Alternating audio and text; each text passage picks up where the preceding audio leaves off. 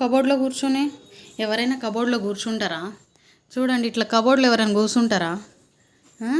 బొమ్మలతో బయట దిగి మంచిగా ఆడుకోవాలి. కానీ ఏం తీయాలి? ఎందుకు కూర్చున్నావు మరి?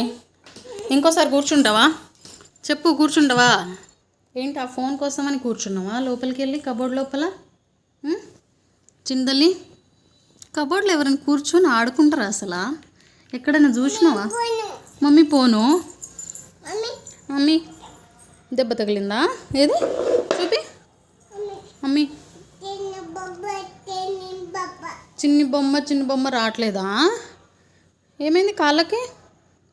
ఏమైందమ్మా? ఏం పాట అది?